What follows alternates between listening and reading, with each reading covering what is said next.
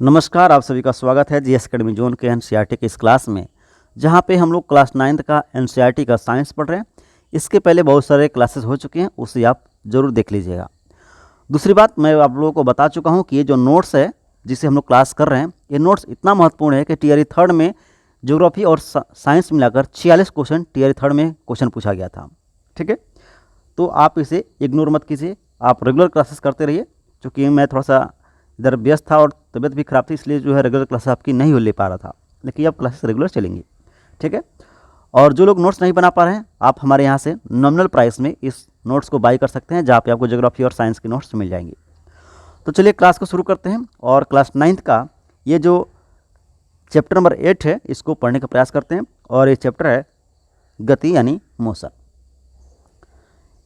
अब यहाँ पे ध्यान रखिएगा कि गति के बारे में कहा जाता है कि समय के साथ स्थिति में परिवर्तन होना चाहिए, यानी जो समय में चल रहा है, इस समय के साथ आपकी स्थिति में भी परिवर्तन होना चाहिए। मतलब कि अभी आप यहाँ हैं तो समय के साथ आप किसी और स्थान पर होना चाहिए, तब कहा जाएगा कि आप मोशन कर रहे हैं, नहीं गति कर रहे हैं। ठीक है, तो इसका मेन है गति में कि आप जो है समय के साथ आपकी जो है स्थान या स्थिति में परिवर्तन होना जरूरी है, तभी गति कहलाएगा। दूर की बात करें तो तय की गई कुल मार्ग की जो लंबाई होती है वही दूरी कहलाती है। मतलब कि आप एक निश्चित समय में कितना मार्ग को तय कर दिए हैं, कितना मार्ग आप चल दिए हैं, यही आपकी दूरी कहलाती है। और ध्यान रखिएगा कि जो दूरी होती है ये अदिश राशि होती है। अदिश राशि मतलब कि इसमें जो है कोई डायरेक्शन नहीं होता है, इसमें कोई डायरेक्शन, कोई दिशा नहीं होता है, इसीलिए इसे अदिश राशि कहा जाता है। और ये भी बात यहाँ ध्यान रखिएगा कि दूरी हमेशा धनात्मक होती है, यानी जब आप चलेंगे तो कुछ ना कुछ मीटर किलोमीटर चलबे करेंगे, तो दूरी हमेशा धनात्मक होती है।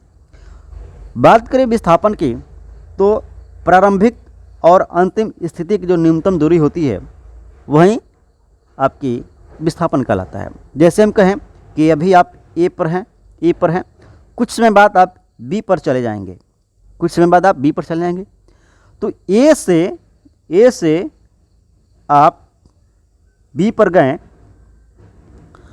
तो ए और बी के बीच में जो न्यूनतम दूरी होगा वही विस्थापन होगा। यानी ये जो न्यूनतम दूरी जो दर्शा रहा है, यही विस्थापन होगा। यानी कहने का मतलब है, विस्थापन कहता है कि प्रारंभिक बिंदु यानी ए से अंतिम बिंदु यानी बी से, यहाँ की दोनों के बीच में जो सबसे न्यूनतम दूरी होगा, जो शॉर्टकट का जो रास्ता होगा, वही शॉर्टकट रास्ता आपकी विस्थापन यानी डिस्प्लेसमेंट कहलाता है। और ये भी ध्यान रखिएगा, विस्थापन जो है ये सदिश राशि है, मतलब कि इसमें एक डायरेक्शन होता है, दिशा होता है। और इस बात को भी ध्यान रखना है कि विस्थापन धनात्मक, ऋणात्मक और शून्य भी होता है। अब आप कहोगे सर धनात्मक तो सही है, शून्य कैसे होता है, ऋणात्मक कैसे है? तो इससे मैं आपको समझाने का प्रयास करता हूँ अच्छे से। देखिए, जैसे मान लीजिए कि अभी आप ए पर हैं, आपको बी पर जाना है, तो आप ए से इस तरह से गए, थोड़ा सा ये मुड़दार रास्ता है, और फिर जाके इस तरह से आप आए, बी पर चले गए। लेकिन ये तो आपकी हो गई कि हाँ आप ए से इस तरह से घूमते घूमते आप बी पर पहुँचे, ये तो दूरी हो गई। लेकिन विस्थापन कहता है क्या है कि प्रारंभिक बिंदु और अंतिम बिंदु की न्यूनतम दूरी। तो न्यूनतम दूरी कैसे होगा कि ए से आप एकदम शॉर्टकट ऐसे चलना शुरू कर दें और डायरेक्ट जो है बी पर पहुंच जाए, बिना किसी टेढ़ा मेढ़ा चले हुए, एकदम सीधी रेखा में। तो यह आपका विस्थापन हुआ। और ये कह रहा है कि जब आप ए से बी तक चल रहे हैं तो कुछ दूरी तो आप शॉर्टकट चले ना जी, तो कुछ दूरी जैसे 5 किलोमीटर आप शॉर्टकट चले, तो यही 5 किलोमीटर आपकी चूँकि चल रहे हैं यहाँ पे, तो ये 5 किलोमीटर क्या हुआ, धनात्मक हो गया दूरी, इसी को धनात्मक विस्थापन कहा जाता है। ठीक है, अब ये शून्य कैसे हो जाएगा, तो आप ऐसे समझिए कि आपने ए से बी तक चलना शुरू हुआ, आप ऐसे चले और फिर क्या हुआ, फिर आप बी पर पहुँचे, और फिर बी से क्या हुआ कि वापस आकर फिर आप ए पर पहुँच गए, यानी जहाँ से चले थे लौट कर आप उसी पे पहुँच गए। तब कहलाएगा कि ये शून्य विस्थापन है। कैसा विस्थापन कि शून्य, क्योंकि जहाँ से चले थे वहीं पे तो आ गए लौट के, तो शून्य विस्थापन कहलाएगा। अब ये ऋणात्मक कैसे होता है, तो आप ऐसे समझिए कि ए से आपने चलना शुरू किया, आप बी तक गए और बी से फिर वापस ऐसे आके आप फिर इधर चले जाएं, आप इधर चले आएं, तो कहा जाएगा कि आप जिधर तो गए थे वहाँ से लौट कर फिर प्रारंभिक बिंदु यानी ए पर चले गए और फिर ए से और आगे निकल गए। इसका मतलब कि आप ऋणात्मक दिशा में चले गए और यही कहलाता है जो है ऋणात्मक विस्थापन। समझ में आया? ठीक है। अब हम बात करते हैं चाल का। तो एकांक समय में तय की गई दूरी जो है, एकांक समय में तय की गई दूरी ये चाल कहलाती है। और चाल बराबर दूरी बटे समय, ये तो आपको बेहतर तरीके से आता है। और ये भी ध्यान रखना है कि जो चाल है ये अदिश राशि होती है, मतलब कि इसमें कोई दिशा नहीं होता है, और चाल की मात्रक मीटर प्रति सेकंड होता है। ये सारी बात को आपको ध्यान रखना है। ठीक है, इतनी बात आपको समझ में आ रही है? तो हम आगे बढ़ते हैं। वेग की बात करें तो देखिए, वेग कहता है कि निश्चित दिशा में वस्तु द्वारा एकांक समय में चली गई दूरी जो है ये वेग कहलाता है। यानी यहाँ पे एक निश्चित दिशा होना चाहिए, ध्यान रखना, निश्चित दिशा होना चाहिए, और एकांक समय में चली गई जो दूरी होती है वही आपका वेग कहलाता है। और वेग चूंकि सदिश राशि है, सदिश राशि क्यों है? क्योंकि यहाँ पे एक निश्चित दिशा पाई जाती है वेग में, इसीलिए ये सदिश राशि है। ठीक है, बात करें त्वरण की, तो वेग में जो परिवर्तन की दर होता है वही त्वरण कहलाता है। ठीक है, अब यहाँ पे दो बातें मैं यहाँ पे आपको बता रहा हूँ। जो ऑडोमीटर है और स्पीडोमीटर है, दोनों काफ़ी महत्वपूर्ण है, एग्जाम का पार्ट बन चुका है। ठीक है, तो ऑडोमीटर से हम लोग दूरी को मापते हैं और स्पीडोमीटर से हम लोग गति को मापते हैं, यानी स्पीड को मापते हैं। आप बाइक चलाते होंगे तो देखते हैं, अगर आपकी जो डिजिटल है तो वहाँ पे दिखाता है कितना किलोमीटर चला, तो ये जो इतना किलोमीटर उतना किलोमीटर जो है ये दिखा रहा है, तो ये है आपको ओडोमीटर, क्योंकि ये दूरी को माप रहा है। जबकि आप दिखाता है कि हाँ हम 80 पे चला रहे हैं, 85 पे चला रहे हैं, स्पीड हमारा इतना है, तो दैट इज़ स्पीडोमीटर। इस बात को ध्यान रखिएगा। ठीक है, ये आपका चैप्टर खत्म हो गया क्योंकि काफ़ी छोटा चैप्टर था। इसके बाद हम बात करते हैं चैप्टर नंबर 9 जो है बल तथा गति का नियम। यहाँ पे हम लोग न्यूटन के जो तीनों नियम हैं इसके ऊपर बात करेंगे। ठीक है, अब देखिए सबसे पहले हम बात करते हैं न्यूटन के फर्स्ट लॉ पे। तो न्यूटन का फर्स्ट लॉ कहता है कि ये जो नियम है ये जड़त्व का नियम कहलाता है। न्यूटन का फर्स्ट नियम जड़त्व का नियम कहलाता है, यानी प्रिंसिपल ऑफ इनर्शिया। तो ये जो प्रिंसिपल ऑफ इनर्शिया है या जड़त्व का जो नियम है, ये कहता है कि वस्तु जो है प्रारंभिक अवस्था में रहने का प्रयास करती है। कोई भी वस्तु हो, वो चाहती है कि हम प्रारंभिक अवस्था में रहें। मतलब कि अगर आप बैठे हुए हैं तो आप चाहेंगे कि हम बैठे रहें, हम गति न करें। अगर कोई गति कर रहा है, कोई वस्तु गति कर रही है, तो वह चाहेगी कि हम गति करते रहें जब तक कि कोई बाह्य बल उस पर न लगाया जाए। आप ऐसे समझिए कि अगर कोई गेंदा है तो गेंदा रुका हुआ है, अगर गेंद रुका हुआ है तो वह तब तक रुका रहेगा जब तक इसके ऊपर बाह्य बल न लगाया जाए। अगर वह मोशन में है तो तब तक वह मोशन करता रहेगा, तब तक वो गति करता रहेगा जब तक उसके ऊपर बल लगाकर रुका ना जाए। तो यही जड़त्व का नियम कहलाता है, यानी लॉ ऑफ इनर्शिया कहलाता है कि कोई भी वस्तु प्रारंभिक अवस्था में बनी रहना चाहती है। ठीक है, या बने रहने का गुण पाया जाता है। और ये भी बात ध्यान रखिएगा कि ये जो न्यूटन फर्स्ट लॉ है इसी को गैलीलियो का नियम भी कहा जाता है। काफ़ी मोस्ट इंपॉर्टेंट लाइन है, यानी न्यूटन के फर्स्ट लॉ को गैलीलियो का नियम भी कहा जाता है और यहीं से बल की परिभाषा मिलती है। ये भी काफ़ी महत्वपूर्ण लाइन है। क्वेश्चन पूछा जा सकता है कि बल की परिभाषा न्यूटन की किस लॉ से मिलती है? तो बल की परिभाषा न्यूटन की फर्स्ट लॉ से मिलती है। इस बात को ध्यान रखना है। इसे गैलीलियो का नियम भी कहा जाता है और ये जड़त्व के नियम पर आधारित है या जड़त्व के नियम है ये। ठीक है, किसी वस्तु का द्रव्यमान उसके जड़त्व का माप है। किसी वस्तु का जो द्रव्यमान है उसके जड़त्व का माप है। मतलब कि किसी वस्तु का द्रव्यमान जितना अधिक होगा जड़त्व का नियम उस पर उतना ही अधिक काम करेगा, या जड़त्व जो है उसका उतना ही अधिक होगा। किसी वस्तु का द्रव्यमान कम है तो उसका जड़त्व भी कम होगा, यानी लॉ ऑफ इनर्शिया उसकी कम होगी। अब ऐसे आप समझिए, मैं एक एग्जांपल देता हूँ। जैसे अगर कोई बस है, आपने बस से तो बराबर यात्रा किया होगा।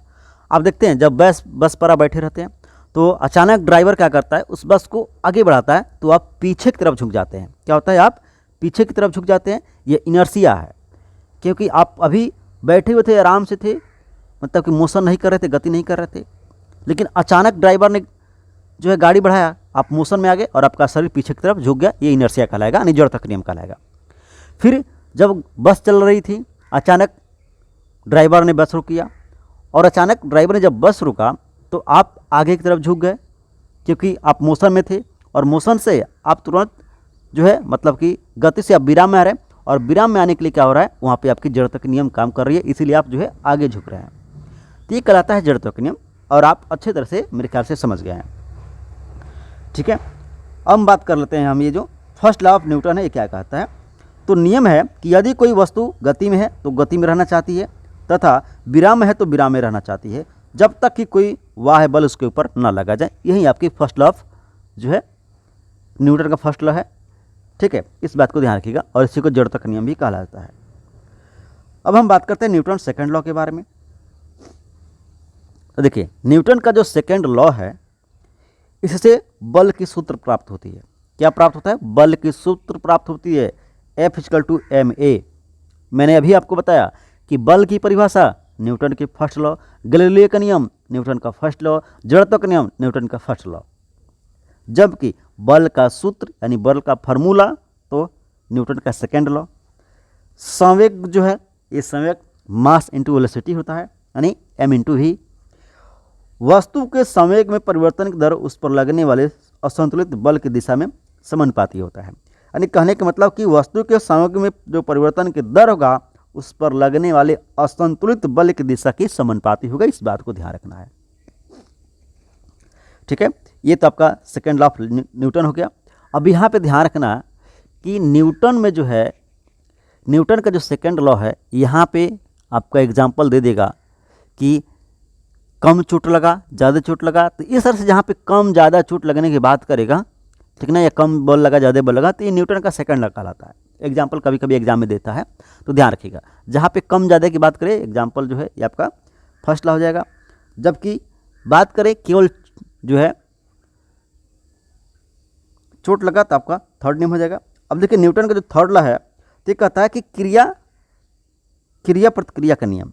यानी यहाँ पे क्या होता है कि जितनी आप क्रिया करेंगे उतना ही प्रतिक्रिया होगा। यानी क्रिया और प्रतिक्रिया दोनों इक्वल होते हैं और अपोजिट होते हैं। तो प्रत्येक नियम की प्रत्येक क्रिया के बराबर परंतु विपरीत दिशा बराबर प्रतिक्रिया होती है। यही आपका न्यूटन का थर्ड लॉ है। यानी every action is equal and opposite reaction होता है। ठीक है, तो ये जो न्यूटन का थर्ड लॉ है, इसे भी ध्यान रखिएगा, ये भी काफ़ी महत्वपूर्ण है। इसके कुछ एग्जाम्पल जो है हम जब ऑब्जेक्टिव कराएंगे तो वहाँ पे बेहतर तरीके से आपको बता देंगे। ठीक है, क्योंकि यहाँ पे हम चूँकि एनसीईआरटी कर रहे हैं, तो एनसीईआरटी में जो चीज़ें दी गई हैं उतना ही हम आपको बताने का प्रयास करेंगे, उससे एक्स्ट्रा चीज़ें हम नहीं बताएंगे। ठीक है, क्योंकि यहाँ पे मेन मोटो है कि हम एनसीईआरटी को फॉलो करते हुए चलें। ठीक है, अब हम बात करते हैं चैप्टर नंबर 10 के बारे में, जहाँ पे हम लोग गुरुत्वाकर्षण को पढ़ने वाले हैं, ग्रेविटी को पढ़ने वाले हैं। अब देखिए, हम बात करते हैं कि गुरुत्वाकर्षण। तो गुरुत्वाकर्षण चूँकि एक बल है, तो बल चूँकि 4 प्रकार के होते हैं। बल कितने प्रकार के होते हैं? तो 4 प्रकार के मौलिक बल होते हैं। और ये जो 4 प्रकार के मौलिक बल हैं, इसमें आते हैं नाभिकीय, वैद्युत चुंबकीय बल, वैन डर वाल बल और गुरुत्वाकर्षण बल। यहाँ पे आपको ध्यान रखना है कि नाभिकीय बल सबसे मजबूत बल होता है और गुरुत्वाकर्षण बल सबसे कमज़ोर बल हुआ करता है। ये दोनों बात को ध्यान रखना। क्वेश्चन कभी भी बन सकता है कि सबसे मजबूत बल कौन सा है, और दे देगा विद्युत चुंबकीय बल, नाभिकीय बल, गुरुत्वाकर्षण बल। ठीक है, तो सबसे मजबूत बल नाभिकीय बल, और सबसे कमजोर बल जो है ये गुरुत्वाकर्षण बल कहलाता है। गुरुत्वाकर्षण एक प्रकार का आकर्षण है, इस बात को ध्यान रखना है। गुरुत्वाकर्षण एक प्रकार का आकर्षण है, और न्यूटन से पहले ब्रह्मगुप्त ने गुरुत्वाकर्षण बल को बताया था। ये काफ़ी महत्वपूर्ण है। खैर यहाँ से एग्जाम में तो नहीं आता ये लाइन, लेकिन ये जानने के लिए बेहतर है। ठीक है, क्योंकि न्यूटन से पहले भी ब्रह्मगुप्त ने गुरुत्वाकर्षण बल को बताया था। ठीक है, आगे हम बात करते हैं न्यूटन का जो सार्वत्रिक गुरुत्वाकर्षण का जो सिद्धांत है इसके बारे में। अब देखिए, गुरुत्वाकर्षण जो है, गुरुत्वाकर्षण पिंड के द्रव्यमान पर निर्भर करता है। यानी किसी वस्तु के ऊपर कितना गुरुत्वाकर्षण बल लगेगा ये उसके मास के ऊपर यानी उसके द्रव्यमान के ऊपर निर्भर करता है। जिस वस्तु का द्रव्यमान ज़्यादा होगा उसके ऊपर गुरुत्वाकर्षण बल ज़्यादा लगेगा, जिसका जो है मास कम होगा, द्रव्यमान कम होगा, उसके ऊपर गुरुत्वाकर्षण बल कम लगेगा। ठीक है, ज़्यादा द्रव्यमान वाले पिंड का ज़्यादा गुरुत्वाकर्षण बल लगता है। मतलब कि जिस पिंड का, जिस वस्तु का द्रव्यमान सबसे ज़्यादा होगा उसके ऊपर गुरुत्वाकर्षण बल भी सबसे ज़्यादा लगेगा। ठीक है, अब यहाँ पे देखिए F जो है directly proportional to m1 into m2 होता है, ठीक है। गुरुत्वाकर्षण बल पिंड के बीच की दूरी का व्युत्क्रम होता है, इसी बात को कहा जा रहा है कि गुरुत्वाकर्षण बल जो है ये पिंड के बीच की दूरी का व्युत्क्रम होता है और F inversely proportional to r² होता है। और यहाँ पे G जो है ये G क्या कहलाता है, तो G कहलाता है सार्वत्रिक गुरुत्वाकर्षण नियतांक और इसका जो मान होता है ये 6.67 इंटू 10⁻11 होता है। यह हेनरी कैडविस ने दिया था। इस बात को ध्यान रखना कि ये जो मान है 6.67 इंटू 10⁻11 इसे हेनरी कैडविस ने दिया था और इसी को सार्वत्रिक गुरुत्वाकर्षण नियतांक कहा जाता है। अब यहाँ पे आपको ध्यान रखना है कि आपके एग्जाम में क्वेश्चन पूछता है कि अगर हम छत से दो वस्तु को एक पत्थर को और एक जो है पेपर को गिराएं तो पहले कौन आएगा, ठीक ना। ऐसे दे देगा कि हवा में अगर हम एक पत्थर को एक पेपर को गिराएं नीचे तो सबसे पहले नीचे कौन पहुंचेगा, तो सीधी सी बात है जिसका मास ज़्यादा रहेगा वो सबसे पहले आएगा। तो यहाँ पे मास सबसे ज़्यादा पत्थर का है तो पत्थर चूंकि पहले पृथ्वी पर आ जाएगा।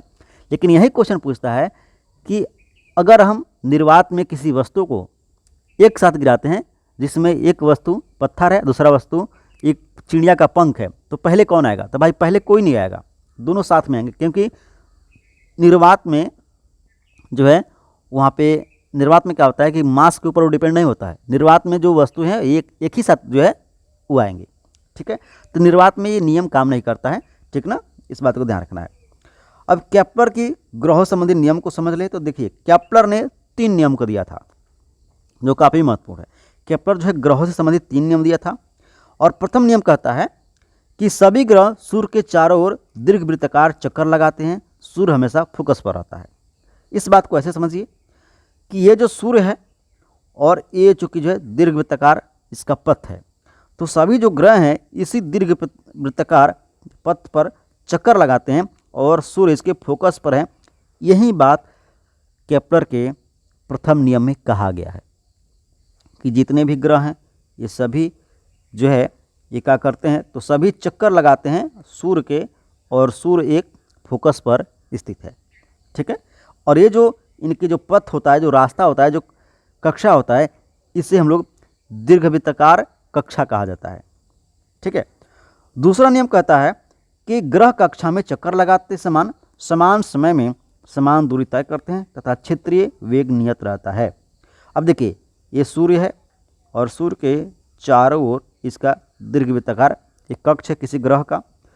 अब यहाँ पे है क्या कि ये जो मान लीजिए पृथ्वी है ये पृथ्वी जो है एक निश्चित समय में यहाँ से यहाँ आने में जितना समय लगेगा, ठीक है, जितना समय लगेगा इतना ही दूरी वो हर समय में इतना ही दूरी जो है उतना ही टाइम पर पूरा करेगा। मतलब कि कहने का मतलब ये है कि अगर मान लीजिए कि ए बिंदु पर है और बी बिंदु पर पहुंचने पर इसको 5 मिनट लगता है, ए से बी में जाने पर इसको 5 मिनट लगता है और ए से बी जाने पर 10 किलोमीटर मान लीजिए चल गया तो हमेशा 10 किलोमीटर चलने के लिए इसे 5 मिनट ही लगेगा। इस बात को कहा जा रहा है कि सभी ग्रह सूर्य के चारों ओर यहाँ पे ग्रह कक्षा में चक्कर लगाते समय समान समय में समान दूरी तय करते हैं और ये क्षेत्रीय वेग नियत रहता है। यानी जिस वेलोसिटी से ये घूम रहे हैं उसी से वेलोसिटी से घूमते रहेंगे और उनका जो एक निश्चित समय में एक निश्चित जो दूरी तय कर रहे हैं वही उनका जो है मान बराबर रहेगा। इस बात को कहा जा रहा है।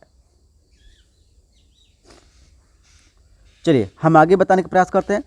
ये जो तीसरा नियम है, तीसरा नियम कहता है सूर्य से दूरी बढ़ने के साथ पिंड की आवर्तकाल भी बढ़ जाता है तथा दूरी कम होने पर आवर्तकाल कम हो जाता है।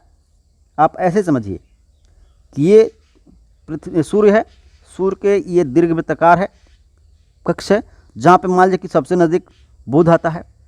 तो आप जानते हैं कि सूर्य से सबसे नज़दीक जो बुध है यह चूँकि 88 दिन में ही सूर्य का एक चक्कर पूरा कर लेता है, यानी उसकी एक परिक्रमा पूरा कर लेता है। जबकि पृथ्वी जो है ये सूर्य से बुध से भी दूरी पर है, यानी सूर्य से काफ़ी दूर है। तो ये जो है ये जो पृथ्वी है चूँकि 365 दिन में इसका एक परिक्रमा पूरी करती है। तो वही कहा जा रहा है कि सूर्य से दूरी बढ़ने के साथ पिंड का जो आवर्तकाल है, मतलब कि एक चक्कर पूरा करने का जो समय है वह बढ़ता जाता है। यानी जितनी दूरी बढ़ती जाएगी सूर्य से ग्रहों की, उसकी आवर्तकाल भी बढ़ती जाएगी। जैसे आप देखते हैं बुध सूर्य से सबसे नज़दीक है, तो मात्र 88 दिन में सूर्य का एक चक्कर पूरा कर लेता है, यानी सूर्य का एक परिक्रमा कर लेता है, यानी उसका एक आवर्तकाल पूरा हो जाता है सिर्फ 88 दिन में। वहीं बुध के बाद शुक्र, शुक्र के बाद पृथ्वी, बुध शुक्र पृथ्वी, तो पृथ्वी चूँकि तीसरा ग्रह हो रहा है और सूर्य से दूरी भी है, तो यही पृथ्वी जो है चूँकि सूर्य से दूरी हो गई थोड़ी सी इसकी, तो यही पृथ्वी जो है 365 दिन में सूर्य का एक चक्कर लगा रही है। यानी कहने का मतलब है कि पिंड की जो दूरी है वो बढ़ रही है, तो उसका आवर्तकाल का जो समय है वो भी बढ़ रहा है। जैसे आप यूरेनस को चले जाइए, यूरेनस नेपच्यून पे चले जाइए, तो यूरेनस और नेपच्यून को जो है एक चक्कर पूरा करने में सूर्य का हज़ारों साल से ऊपर लग जाते हैं। ठीक है, तो इस बात को ध्यान रखिए कि जैसे जैसे आप जो है जैसे सूर्य से दूरी किसी ग्रह की बढ़ती जाएगी, तो वैसे वैसे उसका सूर्य का एक चक्कर पूरा करने में भी ज़्यादा समय लगेगा। इसी को कहा जा रहा है कि सूर्य से दूरी बढ़ने के साथ पिंड की आवर्तकाल भी बढ़ता जाता है तथा कम दूरी होने पर आवर्तकाल जो है कम होता जाता है। इसी को कहा जा रहा है T square directly proportional to R square होता है। अब देखिए द्रव्यमान के बारे में बात की जाए, तो यहाँ पे द्रव्यमान के बारे में बात करें तो ध्यान रखना कि वस्तु का द्रव्यमान उसके जड़त्व के बराबर होता है। वस्तु का द्रव्यमान जो है, मास जो है, उसके जड़त्व के बराबर होता है। वस्तु का द्रव्यमान सभी जगह बराबर होता है, यह अपरिवर्तित रहता है। जैसे अगर कोई आप लिखते हैं कि मान लीजिए 48 kg, मैंने लिखा 48 kg या 100 kg, आपने लिखा 100 kg। अब ये जो 100 kg का जो वैल्यू है, अब इस पूरे यूनिवर्स में कहीं लेके जाइए 100 kg ही कहलाएगा। समझ में आ रहा है? ऐसा नहीं है कि आप 100 kg यहाँ पे जो है आप 100 kg जानते हैं तो आप चंद्रमा पे लेके जाइए तो 100 kg, नहीं भाई वो 100 kg नहीं पढ़ा जाएगा चंद्रमा पे, ये कुछ और पढ़ा जाएगा। तो कहने का मतलब है कि जो 100 kg या 48 kg एक निश्चित जो द्रव्यमान है, ये कहीं पर लेके जाइए वो उतना ही होगा। ठीक है, इसको बोला जाता है द्रव्यमान, यानी कहीं पे ये बदलेगा नहीं, ये अपरिवर्तित रहता है। ठीक है, जबकि भार के बारे में बात करें तो वस्तु का भार एक बल है और पृथ्वी की ओर आकर्षित होता रहता है, और ये अलग अलग जगह पर जो है इसका भार अलग अलग होता है। जैसे हमारी भार की बात करें तो अगर आप जो है मान लीजिए कि आप 60 kg के हैं, तो आपकी भार क्या है, आपकी भार चूँकि 60 kg के हैं, तो पृथ्वी पर चूँकि गुरुत्वाकर्षण ज़्यादा है तो आप 60 kg के हैं।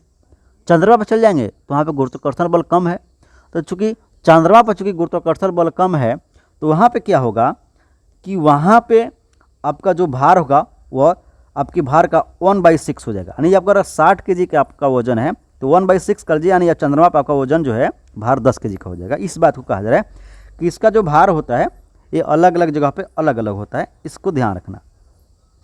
और ये भी ध्यान रखना कि जो चंद्रमा पर किसी भी वस्तु का जो भार होता है उसका जो है 1/6 होता है। जैसे मान लीजिए अभी आप पृथ्वी पर 60 kg के हैं, तो चंद्रमा पर जब जाएंगे तो आपका भार जो है 10 kg का हो जाएगा। ठीक है, इस बात को कहा जा रहा है किसी वस्तु का भार चंद्रमा पर 1/6 हो जाता है, इसी को आप ध्यान रखिएगा। अब हम लोग आर्किमिडीज के सिद्धांत को पढ़ लेते हैं। अब ध्यान रखिएगा कि आर्किमिडीज का जो सिद्धांत ये कहता है कि तरल पदार्थ में वस्तु को ऊपर की दिशा में लगने वाला बल उसके द्वारा हटाए गए भार के बराबर होती है। मतलब कि आप एक गेंद को लेकर जब पानी में फेंकते हैं, आपकी गेंद जब पानी में चली जाती है तो देखते हैं कि गेंद तैर रहा है पानी के ऊपर, और गेंद का कुछ भाग नीचे पानी में डूबा हुआ है, कुछ भाग ऊपर है और ऊपर वो दिख रहा है और तैर रहा है।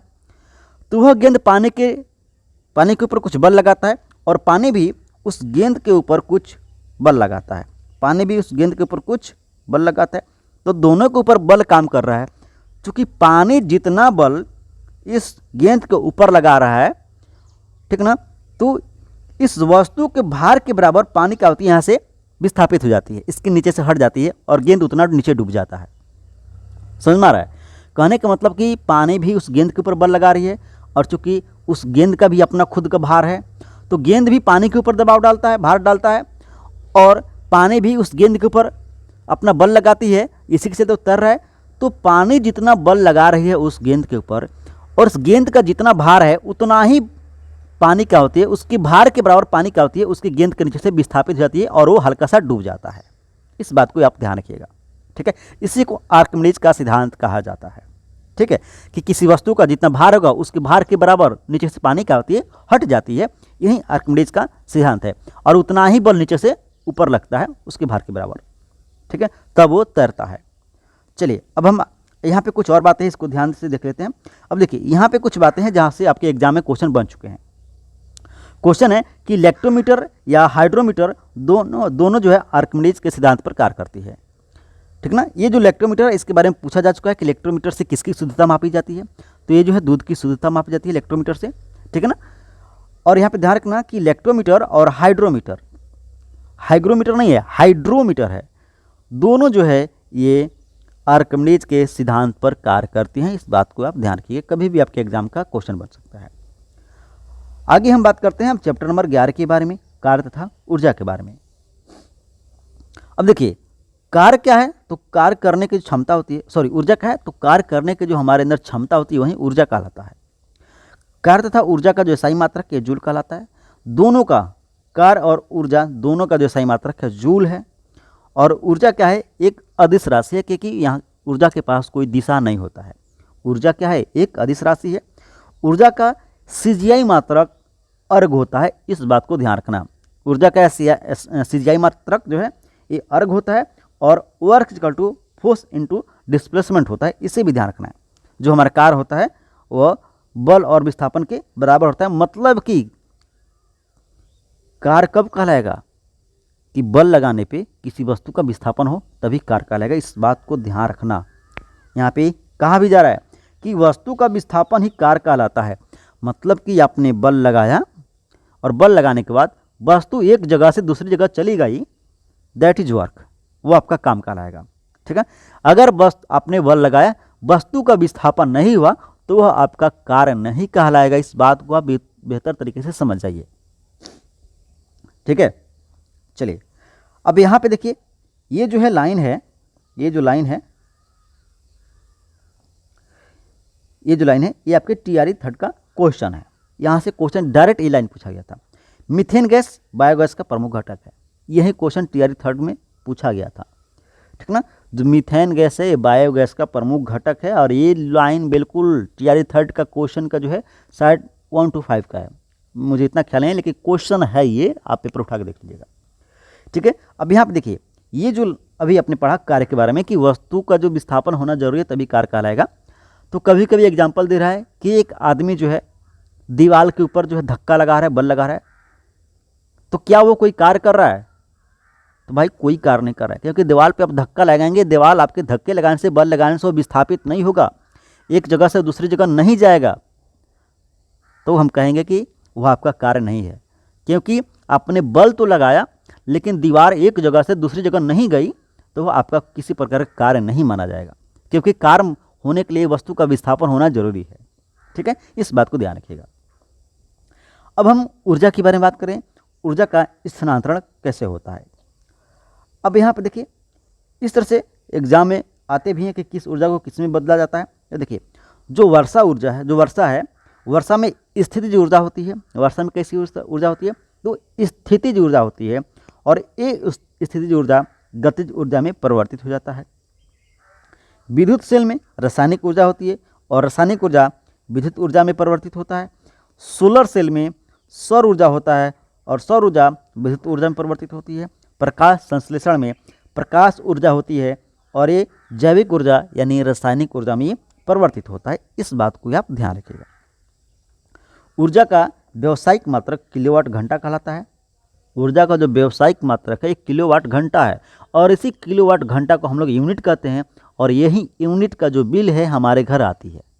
मतलब कि हमारे घर बिजली का जो बिल आती है ये किलोवाट घंटा में ही आता है, ठीक है। इस बात को ध्यान रखिएगा, किलोवाट घंटा में ही हमारे घर बिजली का बिल आता है, जिसे हम लोग 1 यूनिट कहते हैं, और 1 यूनिट बराबर 1 किलो घंटा होता है, 1 किलोवाट घंटा होता है, ठीक है। चलिए अब हम बात करते हैं ध्वनि के बारे में, ठीक है। अब देखिए, ध्वनि के बारे में कहा जा रहा है कि ध्वनि तरंग जो है ध्वनि तरंग या यांत्रिक तरंग है। ध्वनि तरंग है या यांत्रिक तरंग है। यह निर्वात में गमन नहीं कर सकती। यांत्रिक तरंग इसीलिए कहा गया है कि ध्वनि कभी भी निर्वात में गमन नहीं कर सकती है, क्योंकि इसको गमन करने के लिए कोई ना कोई माध्यम चाहिए, चाहे कोई ठोस पदार्थ हो, कोई द्रव हो या कोई गैस हो, कोई ना कोई वास्ता होनी चाहिए, तभी ये ध्वनि गमन कर सकती है। विदाउट एनी मीडियम ध्वनि कैन नॉट बी प्रोसीड। ठीक है ना, ध्वनि गमन नहीं कर सकती है, मूवमेंट नहीं कर सकती है। ठीक है, अब यहाँ पर ध्यान रखना कि ध्वनि यह किसी अगर कोई माध्यम नहीं रहेगा तो ध्वनि गमन नहीं करेगी। और ध्वनि क्या है, तो ध्वनि एक प्रकार का अनुदैर्ध्य तरंग है। कैसी तरंग है, तो अनुदैर्ध्य तरंग है। और ये ठोस, द्रव, गैस तीनों में गमन कर सकती है। ध्वनि तीनों में गमन कर सकती है, लेकिन ध्यान रखना है कि सबसे अधिक ध्वनि की जो चाल होती है ये ठोस में होता है। ठोस में सबसे अधिक होता है, इसके बाद द्रव में, और सबसे कम गैस में होता है।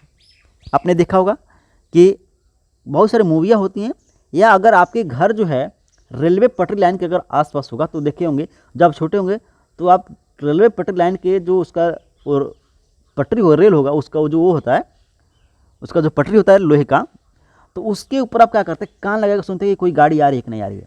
क्योंकि आपकी उस गाड़ी का जो आवाज़ है वो आपकी कानों तक हवा के माध्यम से तो नहीं आ रही है, ठीक है ना। लेकिन अब क्या होगा, जब आप कान उस लोहे पर लगाएंगे, उसकी पटरी पर लगाएंगे, उसकी लाइन पर लगाएंगे, तो होगा क्या कि उस लाइन पर, यानी उस लोहे पर जैसे अपनी कान लगाएंगे तो उस गाड़ी का जो चक्के का जो आवाज़ रहेगा ना, छुक छुक करके, तो वो सुनाई पड़ता है। तो आप कहते हैं कि हाँ कि गाड़ी आ रही है। तो इसका मतलब यह है कि जो ठोस वस्तुएं होती हैं उसमें ध्वनि ज़्यादा गमन करता है, तेज़ी से गमन करता है। उससे कम द्रव्य में होता है और सबसे कम हवा में होता है। ठीक है, हम बात करते हैं ध्वनि की चाल जो है ये घनत्व के ऊपर निर्भर करता है। ठीक है, ये डायरेक्टली प्रोपोर्शनल टू घनत्व होता है। और तापमान बढ़ने पर ध्वनि की चाल बढ़ जाती है। मतलब कि समझिए कि जिस दिन तापमान ज़्यादा रहेगा उस दिन ध्वनि की चाल भी ज़्यादा रहेगी। इस बात को ध्यान रखिएगा। ठीक है, अगर तापमान कम है तो ध्वनि की चाल भी कम हो जाएगी। चलिए, अब यहाँ पे आपको ध्यान रखना है कि 1 सेल्सियस तापमान बढ़ने पर, अगर मौसम का 1 सेल्सियस तापमान बढ़ जाता है किसी दिन का, तो 0.61 मीटर प्रति सेकंड ध्वनि की चाल बढ़ जाएगी। समझ में आ रहा है? यानी अगर 1 सेल्सियस तापमान बढ़ता है तो 0.61 मीटर प्रति सेकंड जो है ध्वनि की चाल बढ़ जाएगी। और ध्वनि के चाल पर दाब का प्रभाव नहीं पड़ता है। मतलब कि दाब कम हो, ज़्यादा हो, इससे ध्वनि के ऊपर कोई प्रभाव नहीं पड़ेगा। ध्वनि की चाल जो है डायरेक्टली आर्द्रता के ऊपर निर्भर करता है। मतलब कि मौसम ज़्यादा आर्द्रता वाला है तो समझिए आपकी ध्वनि की चाल कम हो जाएगी। और ठीक है, अब देखिए यहाँ पर कहा जा रहा है कि आवृत्ति जो है प्रति सेकंड कंपन की जो आवृत्ति कहा जाता है। मतलब कि 1 सेकंड में कोई कितना जो है आवृत्ति कर रहा है, मतलब कि कंपन कर रहा है, यही आपकी आवृत्ति कहलाएगा। 1 सेकंड में कोई चीज़ कितना कंपन कर रहा है, यही आवृत्ति कहलाती है। और यहाँ पे आप ध्यान दीजिएगा, यहाँ से क्वेश्चन ऑलरेडी पूछा जा चुका है। देखिए, कहा जा रहा है कि जो तरंगदैर्घ्य है यहाँ पे आपको श्रृंग देखने को मिलेगा, गर्त देखने को मिलेगा, संपीड़न देखने को और विरलन देखने को मिलेगा। ठीक है, आप यहाँ पे देखिए जो वेवलेंथ है तो कहा जाएगा आवृत्ति इन्वर्सली प्रोपोर्शनल टू आवर्तकाल होता है। ठीक है, और आयाम जो है यह तरंग का अधिकतम विस्थापन कहलाता है। देखिए, आयाम कहता है कि तरंग का अधिकतम विस्थापन कितना हुआ, ये आपकी आयाम कहलाता है। देखिए, ये कोई तरंग है तो कितना विस्थापित हुआ, यही आपकी आयाम कहलाएगा। ये कितना विस्थापित हुआ, यही आपकी आयाम कहलाएगा।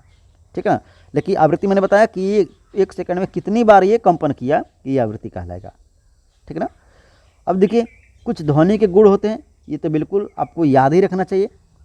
कहा जा रहा है कि ध्वनि के गुण क्या है कि जो प्रबलता होती है, प्रबलता ध्वनि की, ये जो है तेज या मंद हो सकती है। प्रबलता के चलते ध्वनि तेज या मंद होती है। अब देखना, अगर ध्वनि तेज है तो प्रबल ध्वनि होगी और मंद है तो प्रबलता इसमें कम होगी। और देखिए, जो तारत्व होता है, तारत्व के चलते ध्वनि पतली होती है और या तो मोटी होती है। अगर तारत्व ज़्यादा है तो ध्वनि पतली होगी, तारत्व कम है तो ध्वनि मोटी होगी। देखिए, जो पुरुष हैं उनकी तारत्व जो है कम होती है तो ध्वनि मोटा होता है। गधे का तरत्व कम होता है, उसकी जो है क्या होता है, उसकी भी जो है ध्वनि मोटी होती है।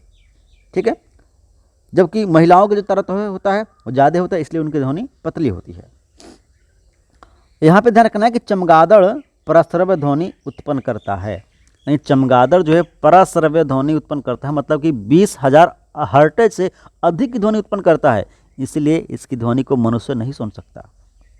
ठीक है, गूढ़ता के बारे में बात की जाए तो दो समान प्रबलता व तीव्रता के बीच की ध्वनि का अंतर जो है गूढ़ता के माध्यम से किया जा सकता है। जैसे मान लीजिए कि आपके पिताजी का और आपके चाचा जी का, दोनों लोग अगर जो ध्वनि की प्रबलता है और तारत्व है दोनों बराबर है, ठीक है, लेकिन फिर भी अगर दोनों लोग की आवाज़ को आप अलग अलग पहचान लेते हैं। जैसे मान लीजिए कि अगर आपके पिताजी एक रूम में हैं, किसी से बात कर रहे हैं, रूम का दरवाज़ा बंद है, अगर आप बाहर हैं तो रूम का अगर आवाज़ बाहर की तरफ आ रही है और आपके पिताजी अगर बोल रहे हैं तो आप पहचान जाते हैं कि ये आवाज़ मेरे पिताजी की, चाचा जी की नहीं है। कैसे? क्योंकि वहाँ पे गूढ़ता का नियम काम करता है। आपको आभास हो चुका रहता है, आपको उतना एक्सपीरियंस हो चुका रहता है, आपके अंदर उतनी गुण विकसित हो गए रहते हैं कि ऐसे आवाज़ मेरे पिताजी की आती है। ठीक है ना, भले ही पिताजी और चाचा जी का जो तारत्व और प्रबलता दोनों आवाज़ की सेम है, लेकिन ये आवाज़ मेरी पिताजी की है और ऐसी आवाज़ मेरी चाचा जी की होती है। ये आप अच्छे तरीके से कैसे पहचान लेते हैं? ठीक है, यही मेन कारण है गुणता। ठीक है, यानी किसी भी दो व्यक्ति के अगर ध्वनि का तारत्व और प्रबलता सेम है, फिर भी हम उनकी आवाज़ को बिना देखे, उनको बिना चेहरे से पहचाने, उनके गुणता के माध्यम से हम लोग पहचान लेते हैं। अब बात करते हैं, अब ध्यान रखिएगा कि राइनोसेरस जो है ये 5 हर्ट्ज की ध्वनि सुन सकता है, यानी इतनी कम हर्ट्ज की ध्वनि है ये मात्र राइनोसेरस ही सुन सकता है। जब हम कोई ध्वनि सुनते हैं तो उसका प्रभाव 0.1 सेकेंड तक हमारे कानों पर रहता है। यानी कोई अगर कोई ध्वनि आप सुन रहे हैं तो उसका प्रभाव 0.1 सेकेंड तक हमारे कानों तक रहता है। इसका मतलब यह है कि अगर दूसरी ध्वनि सुनना है आपको तो 0.1 सेकेंड के बाद ही आप सुन सकते हैं, क्योंकि इतना देर तक आपकी कानों पर प्रभाव रहता है उस ध्वनि का। सिनेमा घरों के दीवारों पर खुरदरा इसलिए बनाया जाता है क्योंकि ध्वनि का अनुरणन कम हो सके। मतलब कि जो सिनेमा घर है, सिनेमा हॉल है, इसकी दीवार देखते हैं खुरदुरा बनाया जाता है। क्यों? क्योंकि वहाँ पे जो ध्वनि का जो गूंजता है ना, तो उस गूंजन को कम किया जाए। यानी इसी को कहा जाता है कि ध्वनि जो अनुरणन कर रही है, ये अनुरणन ध्वनि का कम हो सके, मतलब कि ध्वनि वहाँ पे गूंजे नहीं, इसलिए खुरदुरा बनाया जाता है। आप जानते हैं कि कोई अगर सरफेस चीज़ से ध्वनि क्या होगा, ज़्यादा टकराकर ज़्यादा उसमें क्या होगा, उसका वो गूंजना शुरू करेगी। ठीक है, तो इसीलिए उसको क्या किया गया है, खुरदुरा बनाया गया है, ताकि ध्वनि वहाँ पे ध्वनि का अनुरणन ना हो या ध्वनि वहाँ पे गूंजे नहीं। आगे हम बात करें तो इस बात को भी ध्यान रखिएगा कि स्टेथोस्कोप ध्वनि परिवर्तन की घटना पर भी आधारित होता है। जो स्टेथोस्कोप होता है यह भी ध्वनि के परिवर्तन की घटना पर आधारित होता है। जैसे अगर आपकी किसी की हार्ट बीट देखना है, नापना है, अगर डॉक्टर क्या करता है, स्टेथोस्कोप अपने कान पर लगाता है और उसका जो है एक सिरा आपके छाती के ऊपर रखता है और फिर देखता है कि आपकी जो हार्ट बीट कैसी चल रही है। ठीक है ना, तो वह जो मशीन है स्टेथोस्कोप जो डॉक्टर यूज कर रहा है वो भी ध्वनि के परिवर्तन पर ही काम कर रही होती है। कर्ण पल्लव अवशेषी अंग है, इस बात को ध्यान रखना। हमारे कान का जो ये जो बाहरी हिस्सा है इसको कर्ण पल्लव कहा जाता है, और यही जो कर्ण पल्लव है भाई साहब ये अवशेषी अंग है, क्योंकि कुछ हज़ारों साल बाद ये कान का जो बाहरी हिस्सा है यह देखने को नहीं मिलेगा। क्योंकि डार्विन का सिद्धांत आपने देखा कि ये कहता है कि जिस चीज़ का आप उपयोग करेंगे वो तो आपके साथ चलता रहेगा, मतलब कि जिसको आप यूज करना बंद कर देंगे वो क्या होगा, उसका अस्तित्व खत्म हो जाएगा। ठीक है ना, ठीक है, तो ये कहा जा रहा है कि ये चूँकि इसका विशेष महत्व हमारे लिए नहीं है, ठीक है ना, हमें सिर्फ आवाज़ सुनना है, तो इसका विशेष महत्व नहीं है। तो हो सकता है कि हजारों या लाखों वर्ष में ये जो कान का जो कर्ण पल्लव है बाहर की तरफ ये खत्म हो जाए। ठीक है ना, ये अवशेषी अंग चुकी है। अभी जो कान है इसमें 3 प्रकार की अस्थियाँ पाई जाती हैं, जिसके बारे में जानना काफ़ी महत्वपूर्ण है। तो आप ऐसे याद रखिए, कान में मैलियस, इनकस और स्टेपिस जो है अस्थियाँ पाई जाती हैं, और स्टेपिज सबसे छोटी अस्थि है कान की। स्टेपिज जो है हमारे शरीर की सबसे छोटी अस्थि है, इस बात को ध्यान रखना। अगर आपको नहीं याद आ रहा है तो कान की अस्थियों की आप ऐसे याद रख सकते हैं, मिस या सीम। आप सीम याद रखेंगे तो आप ऐसे पढ़ेंगे कि स्टेपिज, इनकस और मेलियस। अगर आप मिस याद रखेंगे तो आप ऐसे पढ़िएगा कि मेलियस, इनकस और एस्टेपिस। ठीक है। अब देखिए सोनार के द्वारा, अब ये लाइन जो है भाई ना, ये लाइन आपके टीआरई का है, टीआरई थर्ड का ये लाइन है, ऑलरेडी मैं प्रूफ दे चुका हूँ। देखिए ये लाइन कह रहा है कि सोनार के द्वारा समुद्र में जहाज, गहराई, पहाड़ी, हिमशैल इत्यादि हेतु पता लगाने के लिए सोनार का प्रयोग किया जाता है। मतलब कि सोनार का जो है प्रयोग, अगर समुद्र में जहाज है तो उसको भी पता लगाने के लिए, समुद्र की गहराई पता लगाने के लिए, समुद्र में कोई पहाड़ी पता लगाने के लिए, समुद्र में हिमशैल पता लगाने के लिए भी सोनार का प्रयोग किया जाता है। और पता है मैक्सिमम लोग इस क्वेश्चन को गलत करके आए थे, क्योंकि कोई भी टीचर जो है ना लगभग इतना ही पढ़ाया था कि सोनार का प्रयोग जहाज या उसकी समुद्र की गहराई को मापने के लिए किया जाता है। सबको लगभग इतना ही पता था। लेकिन ये जो लाइन है ना भाई, ये लाइन, ये देखिए कितना एनसीईआरटी जो है कितनी बेहतर तरीके से आपको, और ये नोट्स कितना बेहतर है कि एक एक लाइन को जो है यहाँ से क्वेश्चन बना हुआ है। ठीक है। तो ध्यान रखिएगा कि जो सोनार है इससे हम लोग गहराई, जहाज, गहराई, पहाड़, हिमशैल इत्यादि की पता लगा लेते हैं। ठीक है। तो ये चैप्टर जो है हम लोग इतना ही रहने देते हैं इस चैप्टर के बारे में, और नेक्स्ट चैप्टर से हम लोग ये जो अध्याय 14 है इसको पढ़ेंगे, जहाँ पर हम लोग रो को अध्ययन किया जाएगा। और आप बिल्कुल क्लास करते रहिए, नोट्स बनाते रहिए। नोट्स नहीं बना पा रहे हैं तो हमारे यहाँ से आप जो है नॉमिनल प्राइस में आप इसी पीडीएफ को ज्योग्राफी और साइंस को बाय कर सकते हैं। Thank you. चैनल को सब्सक्राइब जरूर कीजिएगा।